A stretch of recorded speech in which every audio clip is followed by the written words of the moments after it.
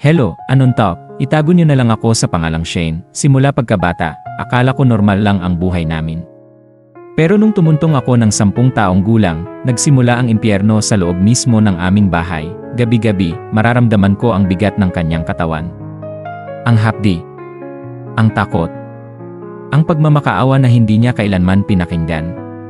Siya, ang lalaking dapat nagpoprotekta sa akin, ang sarili kong ama.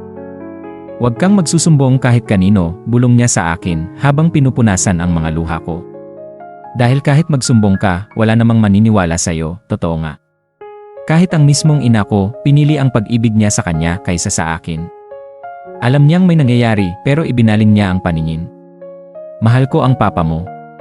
Hindi ko kayang mawala ng pamilya, yan lang ang sinabi niya nung minsang subukan kong magsumbong. Akala ko wala nang katapusan ang bangungot na to hanggang isang gabi, hindi ko na kinaya. Duguan akong lumabas ng bahay, umiiyak, humihingi ng tulong. At doon, sa wakas, may isang taong naniwala, ngayon, malaya na ako sa kanila. Pero hindi sa mga sugat na iniwan nila sa akin. Sa lahat ng nakakapanood nito, kung may pinagdadaanan kayong katulad nito, huwag kayong matakot magsalita. Hindi mo kasalanan. May taong handang makinig, handang tumulong. At para sa mga magulang, huwag ninyong ipikit ang inyong mga mata sa katotohanan.